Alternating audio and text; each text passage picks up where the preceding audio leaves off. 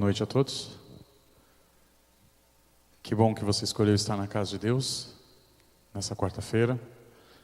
Talvez um pouco assustado com o que está acontecendo ao teu redor, com o que você está vendo de perto, né? Não é no outro país, não é no teu estado, é na tua cidade. Quem sabe você, quando veio do seu carro ou de ônibus até a igreja, quem sabe você viu as filas em postos, quem sabe você acompanhou hoje as notícias.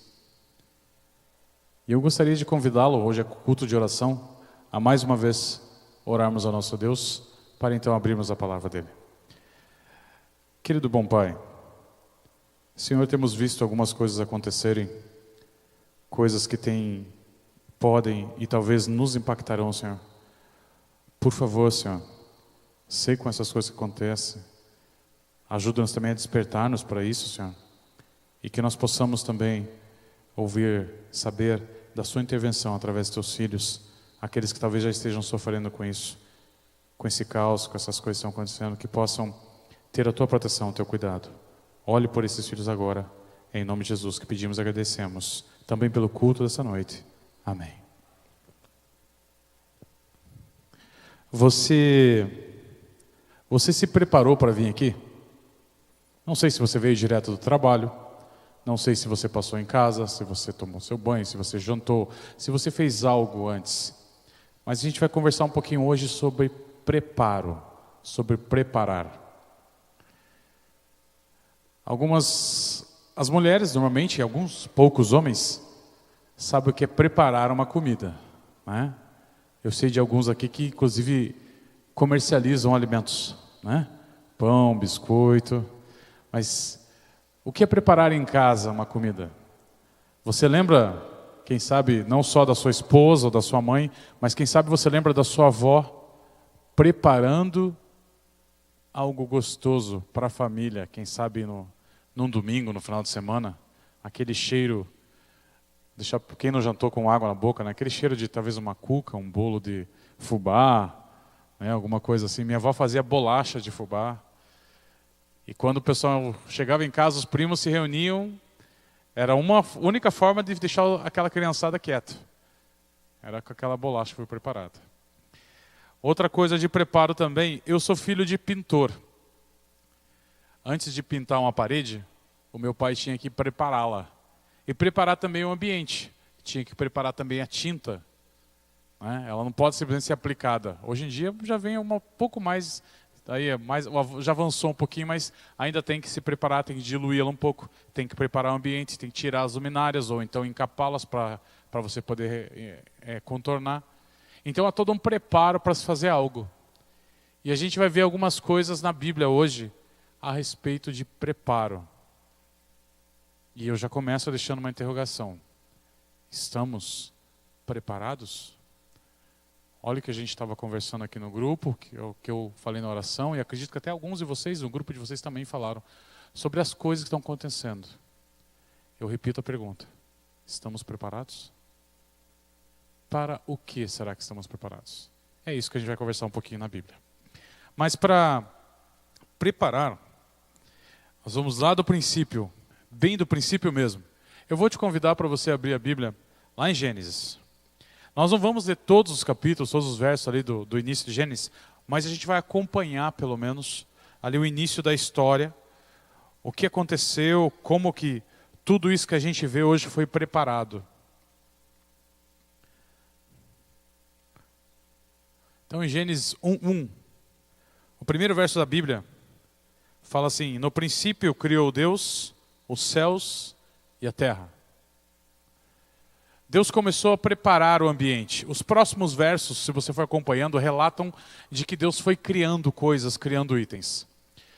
Quem esteve aqui, acho que na última semana de oração que o pastor André Flores fez, ele colocou um paralelo interessantíssimo na tela, mostrando que ele ia preparando o ambiente, populando o ambiente. Preparando o ambiente, populando o ambiente. Foi preparando itens a itens. Ele preparou, então, o mar, populou de peixes. Preparou a terra, populou de animais. E assim foi preparando e populando. Ele preparava as coisas para colocar os seres viventes ali. E no final, ele preparou também um espaço, um tempo para o homem, que é o dia de sábado.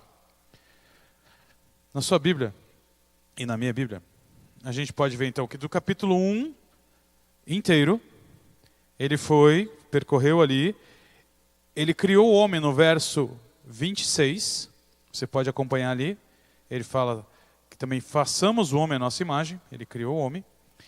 E daí no capítulo 2, no verso também 2, você pode acompanhar ali o seguinte: e havendo Deus terminado o dia sétimo, a sua obra que fizera, descansou nesse dia de toda a sua obra que tinha feito. E abençoou Deus o dia sétimo e o santificou, porque nele descansou de toda a obra que o Criador fizera.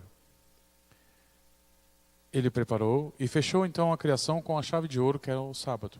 Um dia abençoado. Um espaço para mim e para você. Quanto ao que se Deus preparou esse dia, por que Deus fez esse dia? Por que Deus deixou esse dia separado? Por que para os adventistas isso é tão especial, é tão importante? Não sei se você tem suas atividades no domingo, mas você já pensou se você trabalhasse 7 dias por semana? Talvez você tenha atividades na igreja, mas você já parou para pensar se você tivesse que trabalhar 7 dias por semana? Como você ficaria? Cansado, talvez um pouquinho? Será que você consegue descansar no sábado? Não sei se você dorme, o que você faz no sábado, mas o sábado é para ser um dia de descanso. Um sábado que você não tem a preocupação do trabalho, que você pode vir aqui a essa igreja, que está sempre cheia no sábado de manhã.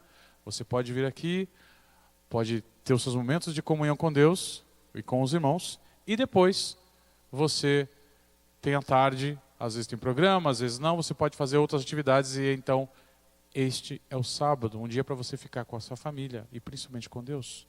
Deus preparou isso para você, entregou isso de uma forma muito especial. Além da criação e do sábado, Deus sempre cuidou do seu povo.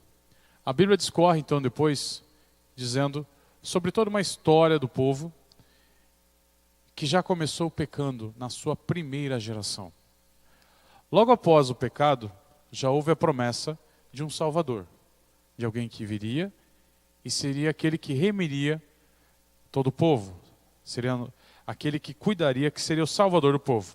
A história da Bíblia descreve, se você pegar a sua Bíblia, se você pegar e segurar que nem aqui eu estou segurando, você vai até os evangelhos, toda a história do povo. Um povo esse que o Senhor sempre ia atrás. Ele soltava a mão de Deus. Deus ia através de um profeta, através de uma missão, através de alguma forma, um grande personagem na Bíblia, ele ia atrás do povo de novo, trazia de volta. E fazia uma nova aliança.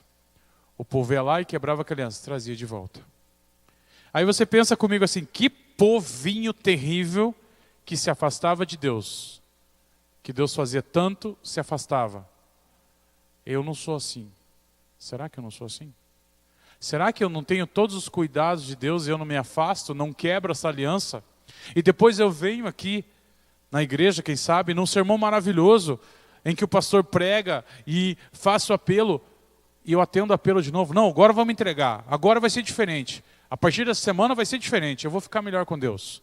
E eu renovo aquela aliança. Começa a semana de novo, e eu começo firme, daqui a pouco aquilo começa a tremer, e eu enfraqueço, me afasto de Deus de novo, e Deus vem e me busca de volta. O povo de Israel, aquela realidade, é a mesma até hoje. Depois de muitos anos, a promessa aconteceu. Aquele que ia vir para mudar a história, veio. E depois de a gente passar de Gênesis até Malaquias, com as promessas, com o texto dizendo o que está acontecendo, quem que vem agora, o que vai acontecer. Tudo apontava para que o Salvador estava por nascer. A promessa ia se cumprir. Por mais que o povo não acreditou naquela historinha de que uma estrela em Belém, uma estrela ia anunciar o nascimento do Salvador, que ia nascer num berço que não é esplêndido, e sim no berço simples.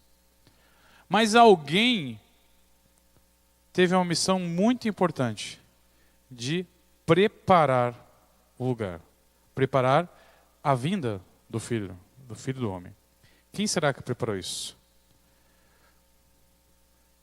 Vamos lá em Mateus 3:3. Mateus, capítulo 3, o verso também 3. Então, antes de Jesus, alguém estava com uma missão. E a Bíblia diz bem certinho como é essa missão. Na minha versão diz assim: porque este é o referido por intermédio do profeta Isaías. Ou seja, esse texto já vem de Isaías. Desde o Velho Testamento, Jesus já era relatado nas Escrituras. Continuando. Vós que clama no deserto, ou seja, João Batista que estava no deserto e ele pregava de Jesus. Preparai o caminho do Senhor, endireitai as suas veredas. A voz que clama no deserto tinha que preparar o caminho de Jesus. Ele tinha que anunciar, ele tinha que falar de Jesus. Sabe como eu sou? Está vindo alguém bem maior do que eu não sou digno nem de amarrar as sandálias. E João Batista era grande, era admirado por muitos, e ele falava desse Jesus. Ele estava, como diz a Bíblia, preparando o caminho. Existia uma voz preparando a volta desse Jesus.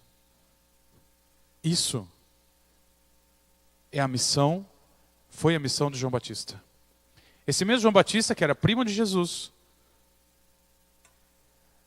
dizia que não era tão grande quanto Jesus, mas ele preparou o caminho.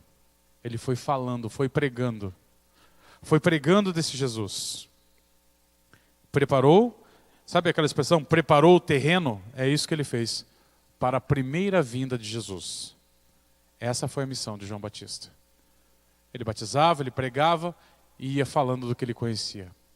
Ele não era douto, ele era expert na vida do cristianismo que ele tinha, mas ele não era um grande profeta, ele não estava estudando nas escolas dos profetas, ele não era o maior de todos os profetas daquele tempo para isso, mas ele era alguém especial, ele foi preparado pelo Espírito Santo e prometido também, e tinha a missão de falar de Jesus. Ele pregava com o coração dele, do jeito dele, de uma forma simples, no deserto, com alimentação simples, com roupa simples, e ele falava desse Jesus. Então Jesus veio, conta-se as histórias da Bíblia, os evangelhos, conta-se tudo o que ele fez, as maravilhas que ele fez. Novamente, nosso Deus faz maravilhas. Primeiro ele faz a criação e solta o povo, e vai cuidando do povo, e fazendo milagres e maravilhas e profetas, e tendo prodígios e tantas coisas. Até a promessa do Filho vir até a terra e morrer por cada um de nós ser realizada. E depois, nesse período, antes dele morrer, enquanto esteve vivo aqui, como um ser humano, como eu e você, ele fez mais prodígios, ele fez mais coisas maravilhosas, incríveis, que só ele podia ter feito. Ele também suportou coisas que só ele podia suportar, por cada um de nós. Cumprindo a promessa, depois de João ter preparado, Jesus, falando e fazendo todo o seu ministério, morreu na cruz. Morreu na cruz para salvar cada um de nós. E ele fala um texto, porque depois que ele morreu, ele voltou aos seus discípulos. E eles ficaram pensando, e agora o que vai acontecer? É agora então que ele vai impor o seu reino aqui nesse planeta, vai acabar com tudo, vai acabar com o domínio romano. Não foi o que aconteceu. O que aconteceu? O que acontecer então? Jesus fala, olha, meu reino não é aqui. E a frase na Bíblia vem de novo. Sabe o que eu vou fazer? João 14, 1-3. Te convido a abrir a Bíblia. É um texto conhecidíssimo também, mas eu acho que a gente pode lê-lo novamente. João 14, 1-3. Os amantes de música também, há um hino conhecidíssimo desse trecho. Mas a gente vai ler na Bíblia agora. Você pode me acompanhar em sua Bíblia? Não se turbe o vosso coração, credes em Deus, credes também em mim. Na casa de meu pai há muitas moradas. Se assim não fora, eu vou-lhe ter dito, pois vou preparar lugar. E quando eu for e vos preparar lugar, voltarei e vos receberei para mim mesmo, para que onde eu estiver, estejais vós também. Mais uma vez na Bíblia a palavra de alguém que foi preparar. E se ele fez o jardim do Éden maravilhoso para colocar um casal somente, Adão e Eva, imagine o que ele está fazendo lá no reino dos céus, preparando um lugar para mim e para você. Onde você pode achar que esse chão aqui é bonito, quem sabe você tem um chão parecido com esse aqui na sua casa, porcelanato de primeira qualidade, mas no céu a rua vai ser ouro, a parede vai ser ouro. Está vendo essas portas? Se você acha bonito, quem sabe a porta de vidro, bem trabalhada, bem cuidada, no céu as portas e os portões serão de pérolas, serão de pedras preciosas. Pense, um rubi do tamanho de um portão. Esse será o portão. E é isso que ele está preparando. Será que a gente pode ter um vislumbre disso? Basta você ir na Bíblia de novo, lá em Apocalipse 21, Apocalipse 21, você pode abrir lá, também texto bem conhecido. Desse lugar maravilhoso que Jesus foi preparar. Jesus foi preparar o lugar e o ambiente. Vamos ler só um pouquinho ali do começo?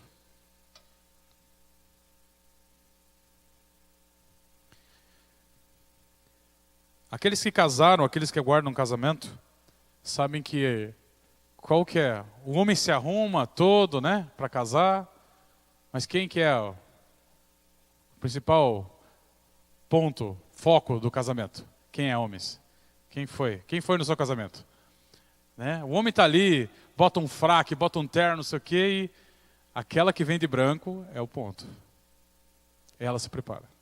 No dia do nosso casamento, eu deixei a Val com as amigas dela, eram umas 10 da manhã, a gente casou às 3 da tarde, e eu não vi mais ela. Ela foi ter o dia de noiva, foi se preparar, e aí vai, né? As coisas que as mulheres sabem bem como é que é. E eu fui lá em casa, arrumei as coisas e fui para casa, fiz a barba, coloquei um terno e fui casar. Foi isso que eu fiz, o meu preparo. Né? E a mulher ficou lá, e cuidou, e olha, e cabelo, e não sei o quê, e encaixa o negócio no cabelo, e põe o véu, e põe o vestido, e ajeita aqui, e vai casar.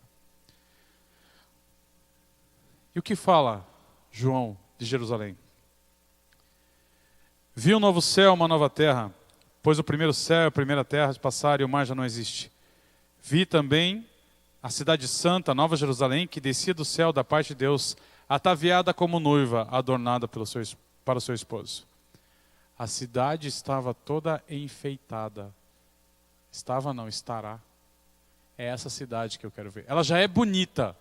E ela vai estar mais bonita ainda. Ela vai estar preparada. Ela vai estar enfeitada na volta de Jesus. Olha que coisa incrível. E o meu lugar, o seu lugar, além do ambiente, além de toda a intervenção que ele está tendo com o Pai, porque ele está preparando também, não só a casa, não está falando de parede, ele foi preparar o ambiente, ele faz o quê? O papel de intercessor entre eu e você com Deus o Pai. Ele faz o quê? Faz o canal, fala, Pai, eu morri por eles, pode aceitar a súplica deles, o agradecimento deles, aceite a devoção e o canto deles, aceite o que eles louvam, aceite a forma que eles falam contigo. E discorre aqui o restante dizendo sobre essa Jerusalém.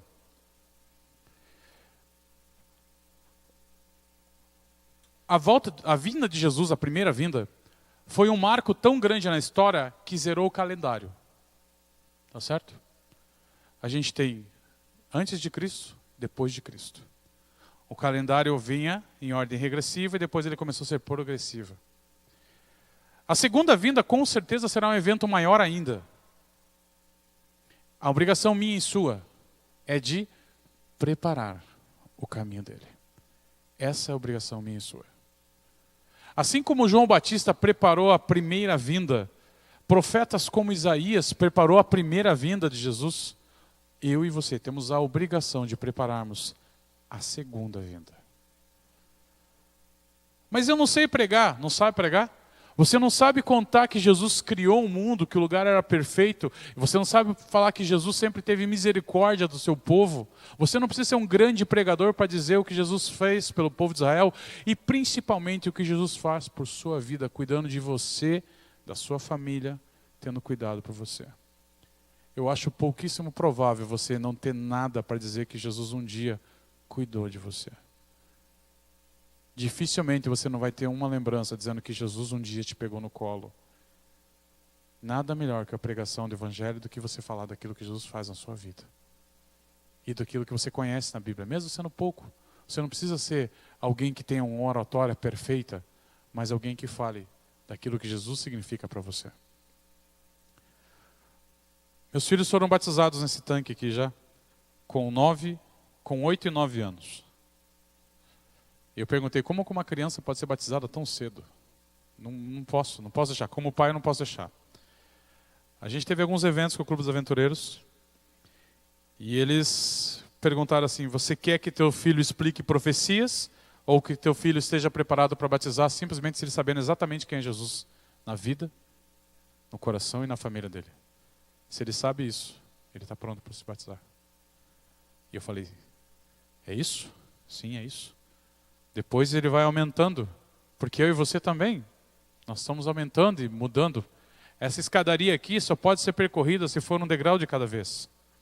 E se eu for degrau por degrau, posso chegar até o final. A nossa vida continua aqui. Eu acredito que nenhum de nós aqui já chegou no final da escada. Cada dia a gente continua subindo um degrau. Uma criança nessa idade também começou a caminhada e subiu um degrau. E pode estar continuando subindo os outros. Mas voltando à nossa missão de pregar o Evangelho, antes eu preciso estar firme. Eu preciso ter a minha base para poder falar para os outros. Além de eu conhecer, além de eu poder falar da minha vida, eu preciso buscar, eu preciso ter comunhão com Deus. João Batista, Isaías e tantos outros, eles tinham a palavra de Deus, eles tinham uma comunhão com Deus para poder falar desse Deus. Eu não consigo falar daquilo que eu não conheço, não é verdade? Como é que eu vou contar da vida de um de vocês, de uma vida que eu não conheço? Eu posso falar de quem eu conheço. Para falar de Deus, a gente tem que conhecer. A gente tem que permanecer nele. E assim, ele vai permanecer em nós. Isso é uma promessa. Vamos lá em João 15, 4. Acompanhem lá, João 15, 4. O episódio aqui é sobre a videira. Jesus falando sobre a videira. E a gente vai ver só esse verso. Só para a gente entender como que a gente consegue falar de Jesus. A gente tem que permanecer em Jesus. E o que acontece se eu permanecer em Jesus? O verso começa assim, permanecei em mim e eu permanecerei em vós. É uma troca, é uma rua que vai e vem. Se eu permaneço em Jesus, Ele também permanece em mim. Ele também fica comigo, Ele também me dá força. Jesus quer estar ao meu ao seu lado. Se alguém quer dar um abraço, é Jesus.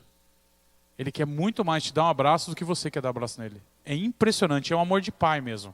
É o amor de um irmão mais velho, é aquele que quer ficar junto.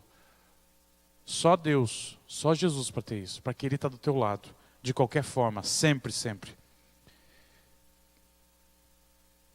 Mas eu não enxergo Jesus, eu não vejo Jesus. Como é que eu vou falar dele? Como é que eu vou pregar? Como é que eu vou preparar esse caminho? Eu não sei quem ele é. Temos que viver, vivendo pela fé. Como que a gente pode viver pela fé?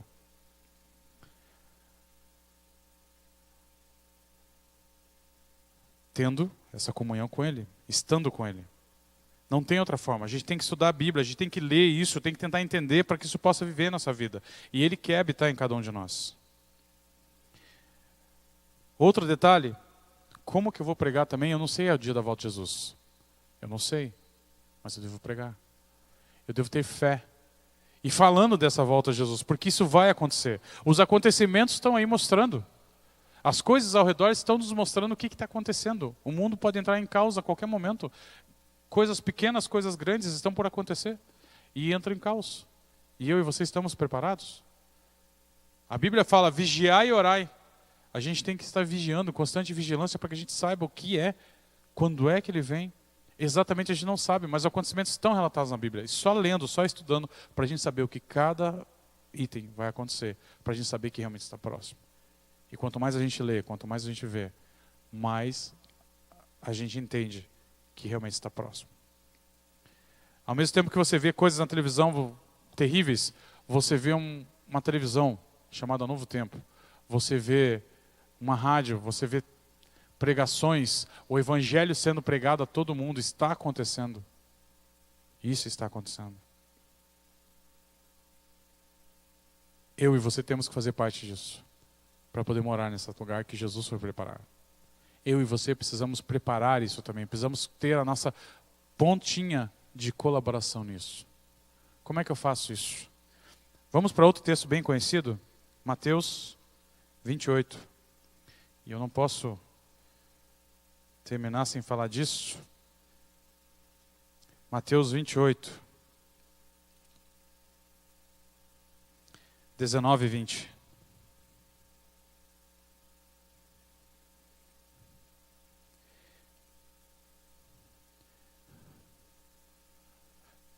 Ficai. É assim que começa o texto? Não, o texto começa com ide. Não interessa onde, não interessa como, ide. Ah, mas eu não quero ir lá para a África pregar, eu não quero ir lá para o outro lado do mundo pregar. Você pode pregar aqui do lado, você pode pregar na sua casa. Ide, portanto, fazei discípulos, é isso que diz o verso, pregando, batizando, em nome do Pai, do Filho e do Espírito Santo. É isso que diz o texto. Ide, eu e você temos que ir. É uma ordem para que a gente possa, que a gente deva ir pregar o Evangelho. Eu e você estamos às vezes, mas eu não posso, eu não sou capaz, eu não consigo. E ele fala, ide. E pasmem, ele vai capacitar cada um de nós. Ide, portanto, fazei discípulos a todas as nações, batizando-os em nome do Pai, do Filho e do Espírito Santo, ensinando-os a guardar todas as coisas que vos tenho ordenado. E eis que estou convosco todos os dias, até a consumação dos séculos. Amém? Deus te fala para ir e para pregar. Ele fala que vai estar com cada um que estará nessa pregação.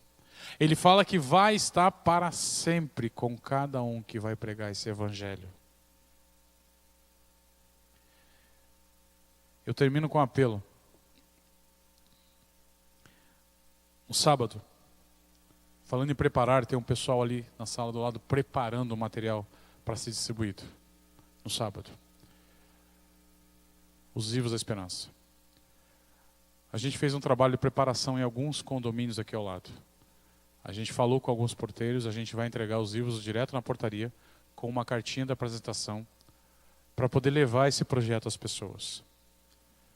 Eu aposto, eu duvido, na verdade, que você não consiga, ou não saiba, pelo menos entregar um livro para uma pessoa.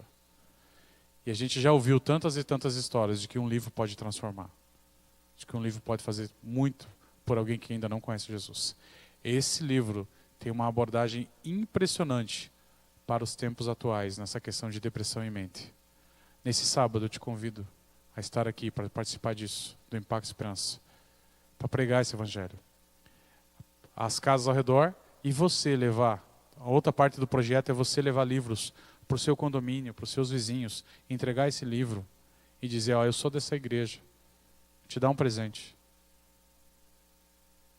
Se a gente não participar da pregação do evangelho, a gente não vai ver o tempo passar, a gente vai achar que está tudo demorando.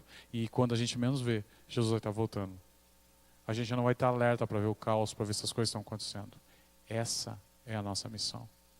É contar do que eu sei da Bíblia, é resumir a Bíblia. Não tenho como ler todas as passagens da Bíblia com alguém, mas eu posso contar como eu contei aqui com vocês, como a gente fez essa noite. Eu li alguns versos somente e resume a Bíblia, a história da Bíblia e passa para a pessoa. Você quer contar a Bíblia inteira em um verso? João 3,16.